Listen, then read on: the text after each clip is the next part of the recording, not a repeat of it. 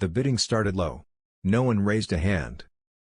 The rancher felt an unfamiliar tightness in his chest. He knew loneliness well, long nights, empty rooms, meals eaten in silence. But this was different. This was abandonment happening in public, turned into entertainment. He told himself to walk away. It wasn't his business. He had enough problems of his own. Still, his hand lifted. The auctioneer looked surprised. "You sure?" he asked. "She won't hear your orders." The rancher nodded. "I'm sure." The father grinned, relieved, already thinking about his next drink. The sale was quick, almost shameful in its simplicity. A human life exchanged for less than a sick calf. Papers were signed. Money changed hands. Just like that, the girl belonged to someone else. As they walked away from the noise, the rancher slowed his pace, glancing at her. "You're safe now," he said gently, not knowing if she could hear him. She didn't respond, just nodded slightly, eyes fixed on the ground. He didn't notice it then, but as a wagon wheel creaked loudly nearby, her fingers tightened for just a split second before relaxing again. And no one saw it but the wind. The auction yard was loud with voices, boots scraping dirt, and animals crying out as they were paraded one by one. To most people, it was just another day of buying and selling, cattle, horses, broken tools, and sometimes things that should never have been for sale at all. The rancher stood near the back, hat pulled low, watching without much interest. He hadn't come looking for trouble, only a cheap hand to help around his struggling ranch. Someone quiet. Someone who wouldn't ask questions. That was when he saw her. She stood slightly behind a man who could barely stay upright. Her father's breath reeked of alcohol even from a distance, his words slurred as he laughed too loudly and bragged too little. The girl's eyes were downcast, her hands folded tightly in front of her. She didn't flinch at the shouting, didn't react when the auctioneer's voice cracked through the air. People whispered, pointing at her like she was defective merchandise. "She's deaf," the man shouted, as if that explained everything. "Can't hear a thing. Useless for most folks, but strong enough to work." The crowd lost interest immediately. Deaf meant trouble. Deaf meant effort. Deaf meant no profit. A few men laughed cruelly, others turned away. To them, she wasn't a girl, she was a burden with a price tag. The rancher frowned. He watched as her father tugged her arm roughly, trying to force her to look up. She didn't resist, but there was something in her stillness that caught his attention. Not fear exactly, more like endurance. Like someone who had learned the safest way to survive was to disappear. The ranch sat miles away from the nearest town, where the land stretched wide and quiet, broken only by the lowing of cattle and the whistle of wind through dry grass. When they arrived, the rancher showed the girl a small cabin near the barn, clean, modest, and warm. He spoke slowly, clearly, even though he believed she couldn't hear him.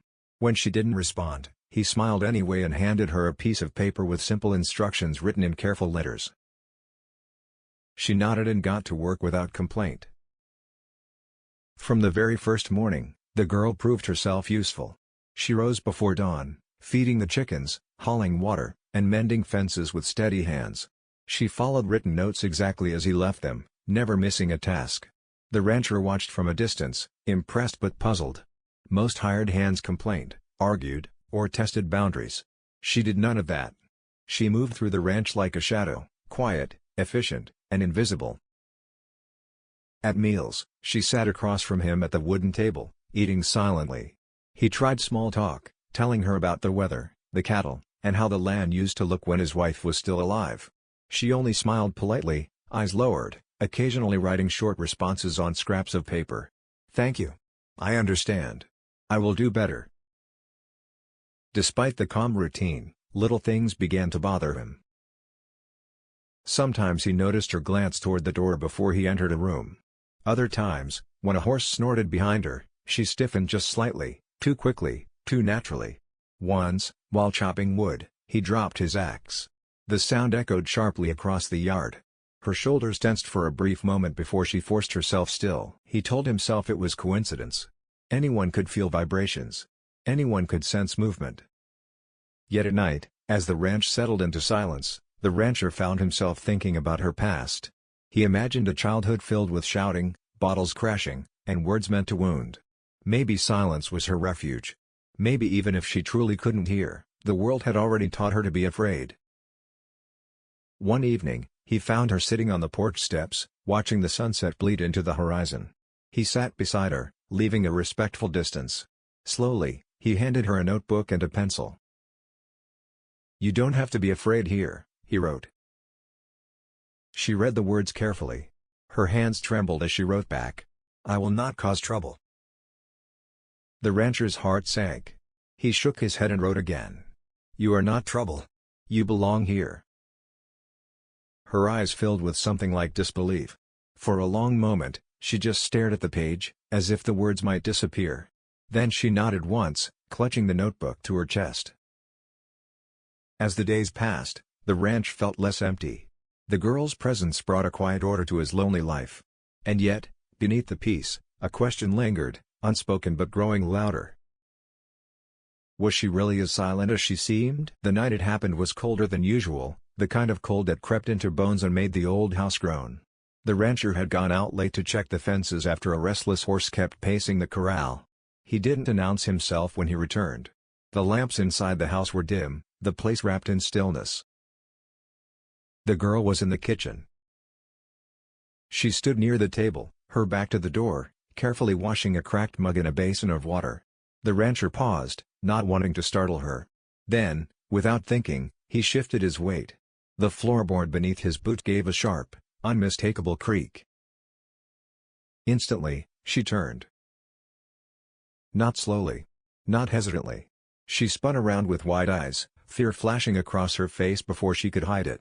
For a single, frozen moment, they stared at each other, both of them understanding the same truth at the same time. The rancher felt the air leave his lungs.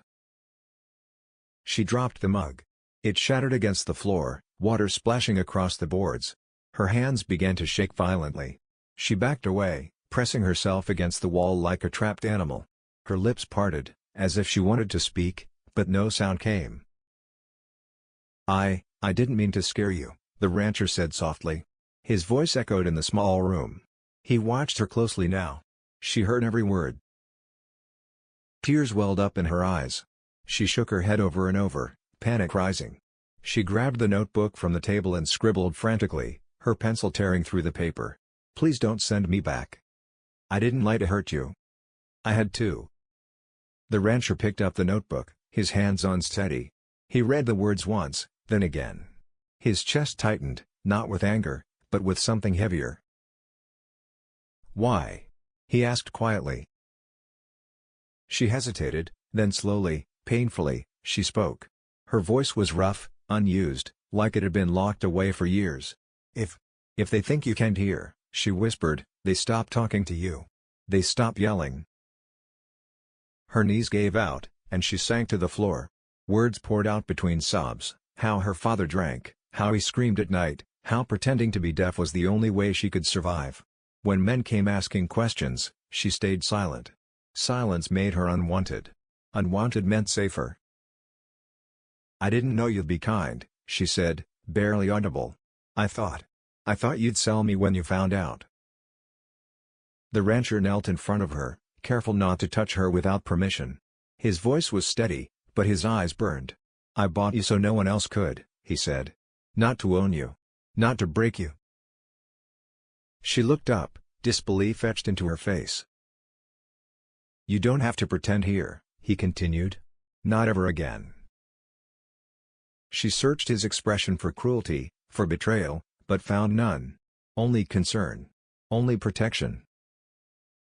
For the first time since she'd arrived, she didn't hide her ears from the sound of his voice. She listened. And in that quiet kitchen, among broken glass and spilled water, the truth finally set her free. The days after the truth came out were careful ones, as if both of them were learning how to walk on new ground. The rancher didn't press her with questions or demand explanations. Instead, he changed small things, leaving doors open, announcing himself when he entered a room, speaking gently even when she told him she could hear just fine. Trust, he knew, wasn't built with promises. It was built with consistency. She expected punishment. She expected anger. It never came. When nightmares woke her in the middle of the night, she sat on the edge of her bed, shaking, listening to the wind rush through the trees. Sometimes the rancher would notice a light on and quietly place a lantern outside her door, a silent signal that she wasn't alone. He never forced conversation. He never raised his voice. Slowly, the fear loosened its grip. He began teaching her things beyond work. How to read properly. How to write full sentences, not just apologies. How to choose, rather than obey. When he spoke, he encouraged her to answer out loud, even if her voice trembled. At first, she could barely manage a whisper. Each word felt dangerous, like stepping into a storm without shelter. But he waited. Out on the range, he showed her how to ride. The first time she sat on the horse, her hands clenched the reins too tightly, breath shallow. "You're in control," he said calmly. She listened, not just with her ears, but with her heart.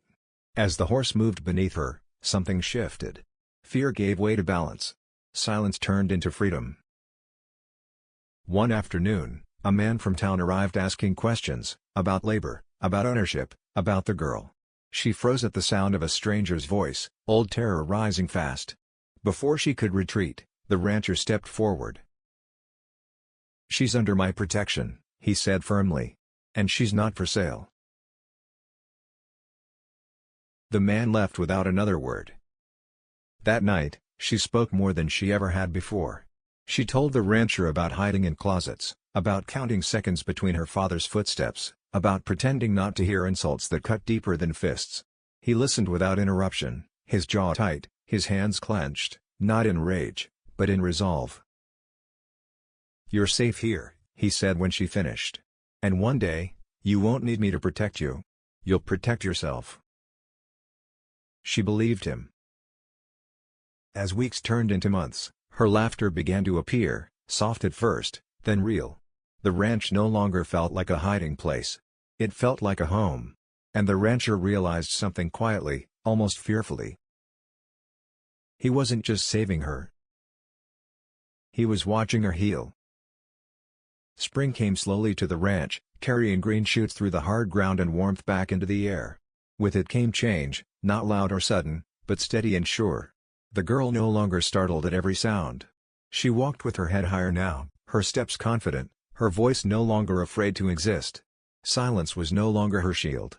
Choice was. One morning, she joined the rancher at the breakfast table and spoke before he did. "I want to go into town," she said, her voice clear, calm. Not asking. Choosing. He smiled, pride softening his eyes. "Then we'll go." In town, people looked at her differently than before. She met their gazes without shrinking. When questions came, she answered for herself. No labels. No lies. Just truth. The rancher stayed close, but she no longer needed him between her and the world. Back on the ranch, life found a new rhythm. She took charge of the horses, trained the younger ones with patience and instinct. The ranch began to thrive again, not just because of hard work, but because hope had returned to the land. Laughter echoed across the fields, carried by the wind. One evening, as the sun dipped low, she stood beside the rancher on the fence line. "You didn't just give me safety," she said quietly. "You gave me a future." He shook his head. "You found it yourself." They stood in comfortable silence, no fear in it anymore. The past still existed, but it no longer ruled her. She spoke when she wished. She listened without pain. And she dreamed, something she'd never dared to do before. The rancher looked out over the land, realizing the emptiness that once defined his life was gone. He hadn't set out to save anyone. Yet somehow, by offering kindness instead of control, he had been saved too. As the stars came out, she laughed, free and unafraid, and the sound carried across the ranch